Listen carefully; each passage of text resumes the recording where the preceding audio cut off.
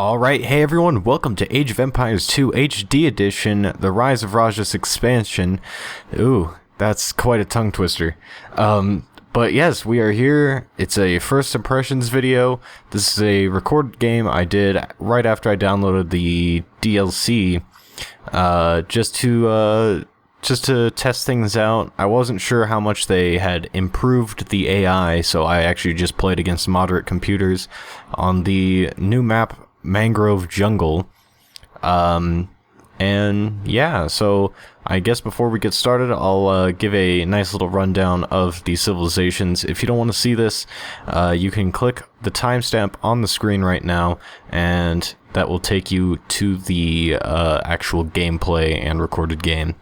And there's actually a reason I'm doing a recorded game instead, and I'll get to that in a minute, but first we're going to go through the civilizations. So I'm playing as the Khmer. I remember saying in one of my videos that I wish that the Khmer were added into Age of Empires 2, and here they are, so decided I'd play as them. Basically, they're a siege and elephant civilization. They have no buildings required to advance to the next age or to unlock other buildings, so basically you can build an archery range without having a barracks, and you don't need any, like lumber camps or mills or anything to click up from Dark Age to Feudal Age. Battle elephants are 15% faster. Battle elephants, of course, being the new unit from the stable right here. And villagers can garrison in houses, which is reminiscent of Age of Empires 3's Chinese civilization. Their unique unit is the ballista elephant, which is really cool. It's kind of like a scorpion on an elephant, and it's actually surprisingly fast for being, an elephant. The unique techs are tusk swords, which basically gives 3 extra attack to battle elephants. Double crossbow, which allows scorpions and ballista elephants to shoot 2 projectiles, which is really cool and fun. The team bonus is scorpions have +1 range. So all around, basically a scorpion and elephant civilization. So very, very cool indeed. Everyone else in this game, all the other AIs, are of course from the expansion. So we're just going to go over to the Burmese right now and take a look at their tech tree. They're a monk and elephant civilization. They have free lumber camp upgrades, and infantry gain 1 attack every age. Their monastery techs are 50% cheaper, which I actually thought was kind of OP at first, but I found out that they don't actually have heresy, so that makes it a little bit better, because 500 gold heresy plus cheaper upgrades for everything is kind of heresy. See what I did there? Haha. Their unique unit is Arambai, which is a ranged cavalry archer. So very, very cool indeed. It actually has insane attack, I learned after playing this. Something like 18 base attack or something like that. It was pretty crazy. Their unique techs are the Howdah, which gives 1 armor and 2 pierce armor, I'm assuming that means, to their battle elephants. And Manipur cavalry, which basically gives 6 extra attacks to their cavalry and Arambai against buildings. And their team bonus is pretty cool. All the relics are visible on the map. So all around, pretty much just a religion civ, Next we have the Malay, a naval civilization, very fitting, very accurate right there. They advance through the ages twice as fast, so the 2 minutes that takes from one age to another is actually just 1 minute. Their fishing ships and their fish traps are 33% less, and fish traps provide unlimited food, and their battle elephants are also 20% cheaper. Their unique unit is the Karambit Warrior, which is kind of like a Jibito. I don't know, I haven't actually looked at the speed stat or really that unique unit in particular, but it looks like a Gebeto, whatever the unit from African Kingdoms was. Their unique techs are Thalassocracy, which basically upgrades docks into like sort of kind of like watchtowers, where like they're docks but they also shoot arrows, which is cool. And force levy, which basically makes all of the gold that you spend on the militia line go away. So when you get force levy, then you're only going to be paying 60 food for two-handed swordsman, which is actually pretty legit. I mean, they don't have champions, so it kind of balances out, but honestly, this is gonna force some more two-handed swordsman play, and to be frank, I like two-handed swordsmen. They look cool, so that's great. That's great. Their team bonus has the team's docks line of sight increase by 100%. So that's that. And then finally, the Vietnamese, an archer civilization that reveals enemy positions at the game's start, which I assume means that, like, kind of like how when you start a game with your allies, you can see where their town centers are. I'm assuming that means that, like, they can see their enemies' town centers in the same way. Their archery units have 10% more HP feudal age, 15% more castle age, 20% more imperial age, and they have free conscription. So all around pretty solid right there. Their unique unit is the Rattan Archer, which actually isn't a very good archer from what I saw, at least in terms of range. I don't actually know about its other stats like HP and armor, and in fact I might look at it right now. Let's just look at the okay. So 4 pierce armor, 6 attack, not too bad. I mean, I guess with the blacksmith upgrades it'll be better, and of course the elite Rattan Archer is pretty solid all around. So not a bad archer. I want to see actually how it compares to normal archers. I don't really know the... Yeah, okay. So it has a little bit less range than a crossbowman, but like more HP. So pretty solid right there. And that's not accounting for upgrades, so you know, I don't know. Their unique techs are Chatras. Battle elephants get 30 more HP, and not 30% more HP, just 30 more HP. And considering battle elephants are, you know, pretty beefy, you know, we're looking at 250 base hit points for a non-elite battle elephant. 30 isn't going to do that much, so all around not a very good tech.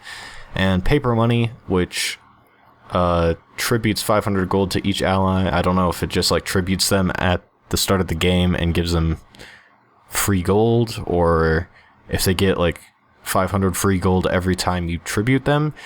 If so, that's kind of broken. I can see how people would start trading trash at the end of the game just to generate free gold. So I don't know.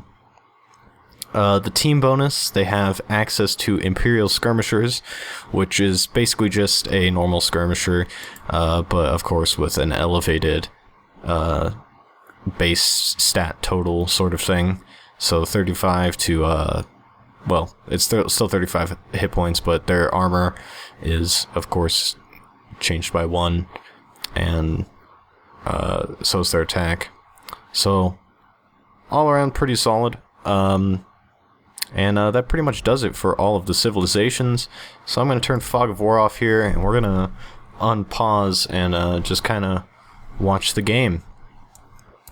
And things are pretty slow right now, so I'm just going to speed it up. Let's get some sweet Age of Empires tunes up in here, dude. That was a pun, by the way. Did you see what I did there? Like Age of Empires 2, but Age of Empires tunes. Yeah, I know. I'm disappointed in myself too. So yeah, basically nothing too out of the ordinary here. There was a veiled threat in the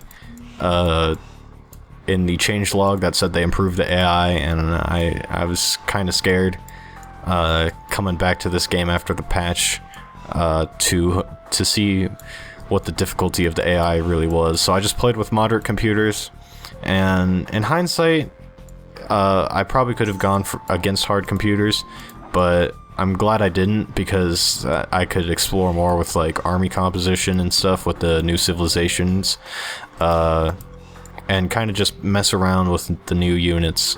So, I mean, I guess all around it was pretty good that I just chose moderate. I think it's worthy of note that I have not played for quite some time, save for a few Nomad games in the last week or so, because Nomad is really fun actually when you really start playing it. I might actually be playing Nomad online with some of you guys in the future, possibly soon. I don't know. I have to get back into the swing of the game, but all around, I actually think my macro wasn't too shabby this game. I mean, for having an interesting new map which doesn't have varies on it, it was actually, I think I was pretty solid this game. But yeah, so anyways, yes, recorded game. I did say that there was a reason I chose a recorded game over a live commentary, and the reason is because the live commentary is kind of well, it hinders my playing quite a bit actually. Like, I actually cease to think when I play live than when I'm actually doing like a recorded game thing where I can actually, you know, just like record the game and just play normally, and then I'll be able to commentate over it later. And I much prefer this method, so we're going with that. And also because not a lot of action actually happened this game, save for the time I get attacked by yellow later on. Not a lot of action happened, except for between the civs that weren't me. So I prefer to do a recorded game, so that way I can take a look at all the players, and just kind of get a feel for the new civilizations. I don't really know how the meta is actually right now. I haven't really necessarily dabbled too much into that. I don't really know how to counter stuff like the ballista elephant and stuff right now, so we'll see how everything, you know, ends up. One thing I did learn is that battle elephants are like crazy OP, so yeah. Alright, but yes, so I'm playing as the Khmer, of course. Red right here is the Malay, green is the Vietnamese, and yellow is the Burmese. So I just played a game with a bunch of computers from Rise of Rajas. So all around pretty good. I had a little bit of a late castle age, but that's not a problem because my economy is actually set up pretty okay. I mean, my macro is surprisingly good, as I said, for, you know, taking the break I did from this game. So, you know, not bad. This map is Mangrove Jungle, and it's actually a really cool map. Oh yeah, I got it killed by knights here. This guy doesn't actually upgrade his knights. I actually don't know. Can the Burmese actually upgrade their knights? Yeah, no, they can. He just chose not to. Or wait, no, I think he does later on, like, but really late in the game. Nonetheless, this map is actually quite cool. It's kind of like Black Forest in that there's like these like patches in trees that you can like cut to and, you know, gather in and whatnot. And as you can see, there's like a relic tucked away in the forest right here, so that's really cool. And also you can build on this like marshland stuff, and your farms actually get turned into like rice paddies when you do that. So all around pretty cool indeed. But yes, now we're in the castle age where I actually have more town centers right here. I have some pikemen set up out here because I know that he's making like cavalry right now, because that's how he killed my scout. So I was just trying to be a little precautious. It actually doesn't work out, but still, I mean, it could have been way worse. They could have flooded my base and killed me or something. I don't know. You'll see in a moment. But yes. So just gonna go a little bit sped up. But yeah, so really like the new tile set with this. It's actually really nice. Surprisingly, not what I expected, even though I've actually seen, you know, like Southeast Asian buildings before. Very cool. Kind of reminds me of the Naboo from Star Wars Galactic Battlegrounds. If any of you guys have played that game, like, leave a comment below, because that game was lit, dude. It was the Age of Empires 2 of Star Wars. I remember, like, Resonance22 did something on his channel with it. I don't know. I've played it since I was, like, in 6th grade. That was, like, okay, middle school for me was, like, Star Wars Galactic Battlegrounds all day. But yeah, so Rise of Rajas, very cool. I actually like it a lot. Like, African Kingdoms, I was, like, kind of meh on. Like, I didn't particularly care for any of the civilizations. Like, I don't think they were very interesting to, so to speak. And I guess by that I mean, like, they didn't force this kind of strategic certain sort of play style that these civilizations do. Like, I'm not saying like these are like these civs are like one-trick ponies, but like, I mean, the developers clearly had in mind like what to do to change the metagame a little bit. Kind of like how they got rid of, you know, champions from all of these civilizations. Where was it? I believe, was it Vietnamese? No, it wasn't Vietnamese. It was Malay, right? Yes. Yeah, so they have like basically trash infantry right here. They got rid of champions to kind of counterbalance that, but it also like forces, you know, more use of two-handed swordsmen, which is I actually quite like, because you don't really see two-handed swordsmen very often. So really, really interesting. Good on the developers for doing this too. But yes, so kind of just, you know, trying to expand. You can't really expand on this map because strategically speaking, it's a well, it's quite literally closed off. Like, you actually have to cut into the forest to start building. And here he comes with his whole army. I was able to take some of his knights down, and overall just didn't have enough pikemen. Also, they're unupgraded, so that didn't help. Kind of just put everyone in here. Didn't put these in here. I was like, they can still gather resources before they die. But then I was like, oh no, fam. I tried to get them in there. I don't know actually how many survived. Oh yeah, no, none of them made it. Alright, yeah. So that was a tragedy, but thankfully there was only a few villagers over here. The bulk of my economy is like over here, down here, sort of. So yeah, it would have been way worse if I got attacked over here. And I was actually wary of being attacked by Red, but I mean, judging by his score, like, that wouldn't happen. Especially because look at all these idle villagers. This is why I thought, like, this is why I said at the beginning I could have gone against a hard computer, or a few hard computers, because I was afraid of the improved AI, but so I didn't. But you know, nonetheless, yeah. No, this tile set though, it's really cool. Like, look at this, like this sweet castle, man. That's great. And right now I'm just trying to, you know, get some solid macro up in here, you know, just kind of spamming units, whatever I can, so I can take back this area right here.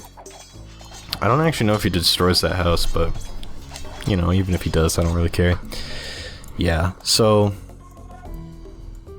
all around my playing is, you know, it's not good. But it was as I said, my macro was surprisingly okay, so that's cool.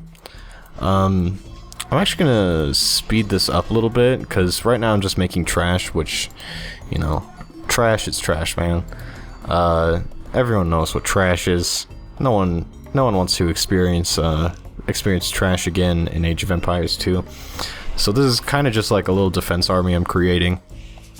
I actually moved them up here so I can kind of like reclaim this area. Yeah. So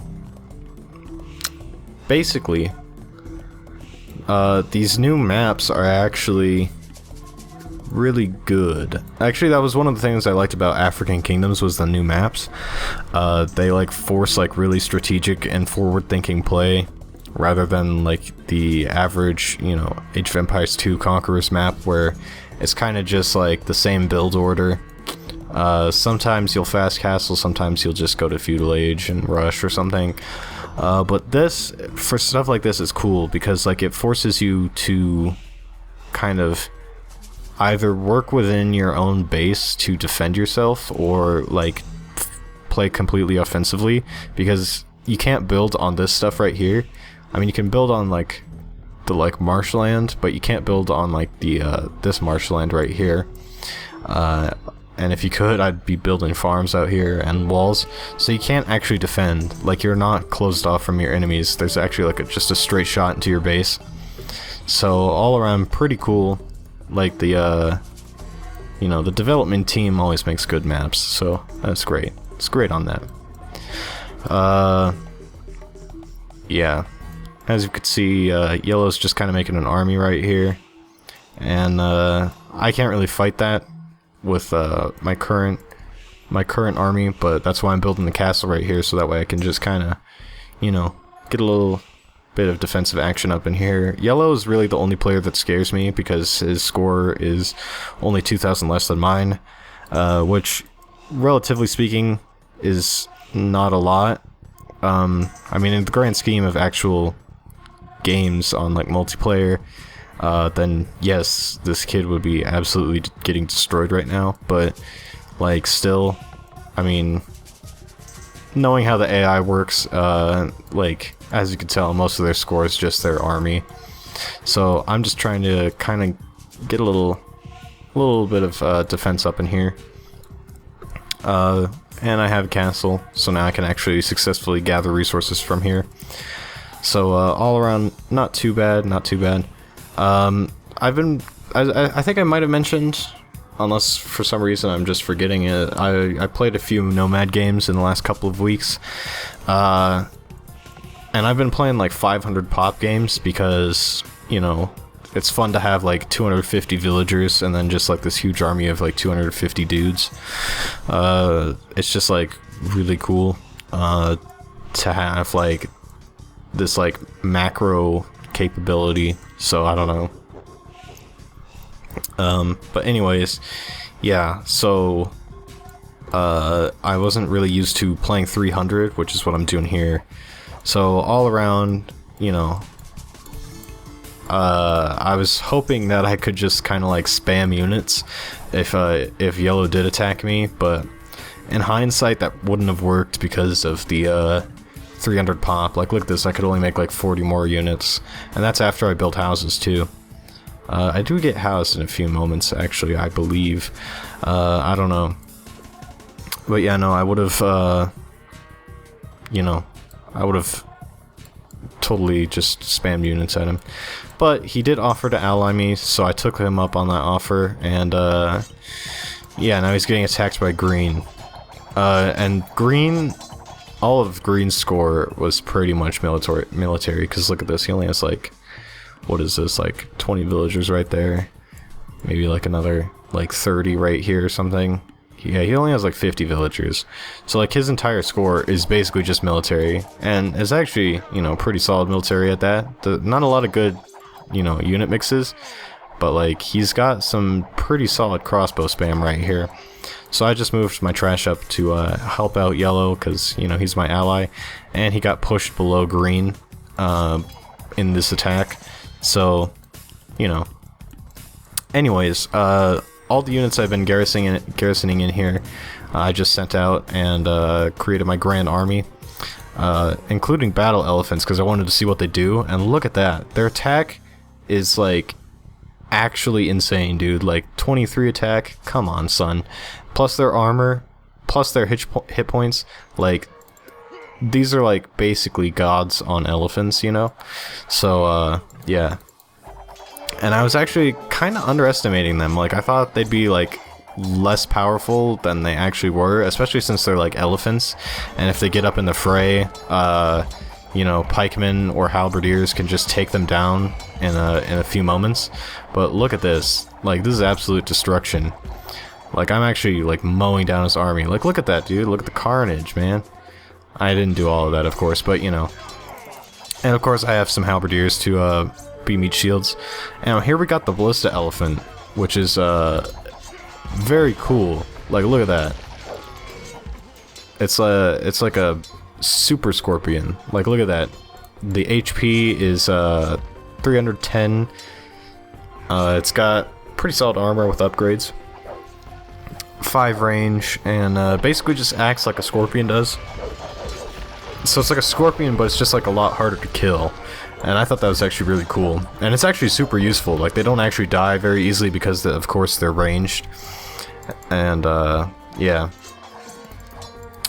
So, basically, in its current state, the game has actually, like, a lot of really, really powerful units.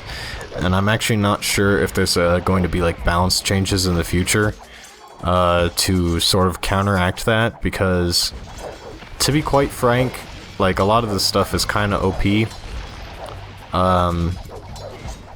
Like, one of the upgrades I remember was, I don't remember, honestly. Now I say I remember and then I don't, but yeah, no, one of the upgrades I think was a little OP. Trying to remember which one. Why am I forgetting right now? I might check in the future. I'll put like a little annotation up that will explain which one it is or something right here. I don't know. But yeah, the unit's pretty OP. Like, this ballista elephant, yeah, is kind of insane. Oh, okay, I remember which tech it was now. It was actually the Khmer tech, the one that makes scorpions shoot 2 projectiles, because then you're basically like invincible against infantry, or so I'd imagine, because scorpions and, in this case, ballista elephants are pretty good. Like, even ballista elephants could probably hold their own against like a purely infantry army, even if it was like really close to them and actually attacking them. I feel like they could still like withstand the attack. Someone might need to myth bust that, but I don't know. Yeah, so really, really cool units. I was actually trying to save them because my understanding is that they're kind of expensive, or at least something's kind of expensive, and I couldn't afford it. Like, I was running out of gold later on. Let me check. It could be battle elephants. Possibly. Yeah, no, it was a combination of both battle elephants and ballista elephants. So they're both pretty expensive, which, you know, stands to reason because they're both good units. But, like, I mean, if my ally had a market, which they actually really seriously don't, like, I'm not even joking, I tried to trade with them, but, like, I couldn't because they don't have a market.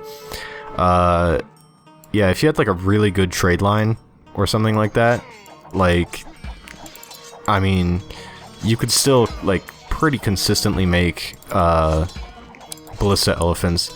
And just as a testament to their strength, I'm going to skip through this, like, little destruction of Green's base right here, because Green actually gets absolutely destroyed. And, of course, since Allied victory is not on by default, even if we destroy Green, we actually do have to turn on each other, Yellow and I. So we do turn on each other, like, right after Green gets defeated, and you'll see just how good these are. Like, I actually destroy a surprising amount of his army with just ballista elephants and skirmishers. It's pretty crazy. It's pretty crazy. And here's my other group of units, my battle elephants, going into take down Green's town center, even though he's already been defeated. But look at this. We got this, like, little 300 formation going on here, and, like, just in all directions, it's just absolute madness. Like, look at this. His army is just getting wiped out, man. So, really cool units, honestly. Really, really cool units. Surprisingly, not a lot of unique units here from the other players. Just my unique units. Look at this. Like, they're going down, but like they're taking a lot down with them. To the point where I actually still have skirmishers too. But yeah, no, battle elephants and ballista elephants, really cool, nice additions. Here's the Arambai, finally another unique unit in the game. Shows their face on the battlefield. Look at this, I defeated his army here, just with my original army, which was like much smaller than mine, or much smaller than his. Like, if you remember when we were charging in, his whole like trash army was going in. But I still have like quite a few elephants left. Well, not quite a few, but like a handful left. Like, I still beat him, you know, considerably. I destroyed like a lot of his siege. I still have like all my skirmishers here, and overall just some battle elephants and whatnot. And I'm making a second army right here. Now, I think right now I'm thinking that like he still has like this huge army in his base, but I mean, I guess I could have attacked him now and I actually would have won. But yeah, no, like this is the bulk of his force and it doesn't actually grow much from here. So yeah. So yeah, just goes to show ballista elephants crazy powerful, man. Like, especially in their elite form with like full upgrades and whatnot. Yeah, it's pretty crazy. What else? Yeah, so kind of just spamming units. It's a little hard to spam units on 300, as I said, because just the nature of the population limit. Probably in hindsight should have played a 400 game or something like that, or should have just stuck with my 500 as I was when I was playing Nomad and whatnot. But yeah. Now, I don't know if this was caused by like a patch or something, but the game seems to run like a lot better. I don't know which patch that was. I'm assuming it's the most recent because I don't remember it running this well. Like, I remember like 2 weeks ago or something, back when I started getting back into Age of Empires 2 for the first time in a few months, that like my game was actually lagging. And like, that's not supposed to happen on like any computer built after 2005. So I was confused, but now the game is like running perfectly smoothly. Like, yeah. So we're just gonna move up into Yellow's base right here, and we're just gonna destroy him. I actually later on I build a wonder. Like, I throw down a wonder just to see what it looks like.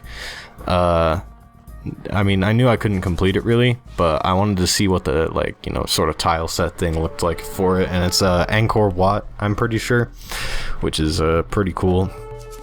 I don't know if the wonders vary between these South Asian civs, but I hope so, because Angkor Wat is a Khmer thing. So I don't know if like the Burmese wonder is different or like the Vietnamese wonder is different, and I hope so, just because it's like little stuff like that that makes me happy. Little historical things like that. Hey, speaking of historical things, a lot of people are actually kind of complaining that this game's not, this expansion is not historically accurate, as if anything in Age of Empires is, you know, like how. Let me look at this. How's the Scorpion moving itself? Is it powered by like the souls of dead people, like some Dwarven thing in Skyrim? Like, honestly, you people are just never satisfied. Okay, but yeah, look at this absolute destruction. Oh my goodness. Like, once you get your elephants in like a position where they can just shoot in all directions, like, it's like game over, man. Like, nothing can actually touch these guys right now, so I'm just gonna destroy his city. Now, I don't know, I didn't actually know he had all this up here for a while, until after I start building my wonder, which isn't yet. I build it like right here. Yeah, so I don't know for like the longest time that he has like this huge military up here. Not really huge military. Well, huge military, but not a very good military, especially considering the fact that I have all these ballista elephants. So, yeah, I just kind of destroy his economy a little bit before I finally discover this. And when I do discover this, I come over here and you just have to watch the carnage. It's pretty crazy, because it's like just battle elephants and ballista elephants just doing work. It's actually mostly battle elephants up there, so... yeah, these units, crazy OP, man. Crazy OP. I'm not saying I want them nerfed, but I think for the benefit of the multiplayer community that they probably should. I mean, I guess it depends on how easily you can access them. Like, I was able to train quite a few just by trading trash at the market. You know, like just food and wood at the market. And look, I'm still making them. And I'm making trebs. Just with food and wood at the market, I was able to afford a whole army of these guys. So, I don't know. I feel like they're gonna be changed in some way, but I just started building my wonder down here. So in a few minutes, I actually do learn of the secret, the hidden rebel base, and I believe the start of it is an Arambai that runs down here, and I'm like, wait, how does he have a Arambai? I thought, you know, he can't have castles right now. Or maybe it's like right here, I don't know. I realize that he has a Arambai, and I don't know how. So, yeah. That leads me to some suspicions that he has a secret base, and he does. So I guess we'll just like do a little fast forward over there. Kind of just destroy his base right now. Bring up some more guys and some trebs. I just built a university. That's strategic. Our like 15 university. Oh, and I killed these guys because population. So I could get like chemistry for my trebs. What's crazy is that I didn't really even need a university to bring so thorough of a destruction of his army. But look at this. I find his guys, and like these guys just cut through them like butter. Like, look at this. The whole group is going down, and I'm like losing a few elephants here and there, but like he lost his whole army there. So crazy, absolutely crazy. Insanely powerful units. We'll have to see what kind of balance changes are brought about in the coming weeks or something, because I'm sure there is going to be some. I'm sure there is going to be some. So yes. Don't know if it'll show me the post game. Okay, yeah, it does. Yeah, for some reason, sometimes it like shows me the post game after a recorded game, and sometimes it doesn't. I don't know. It's very confusing. So, military units killed. Look at that. All of that. That's crazy, man. Units lost. Only 261.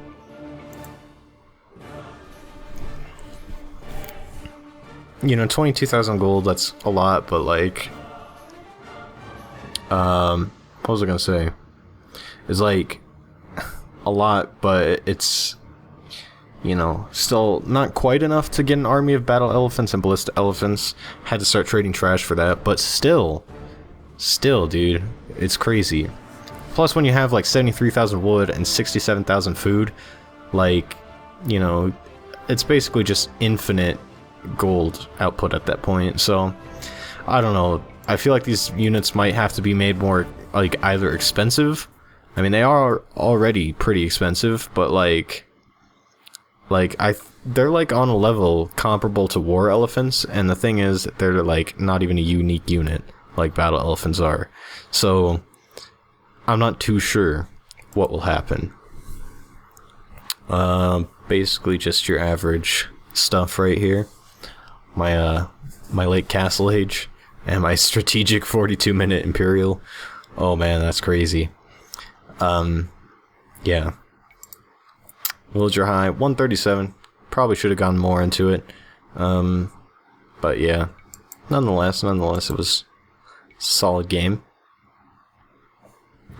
So, that's pretty much it. That was my first game in Age of Empires 2 Rise of Rajas.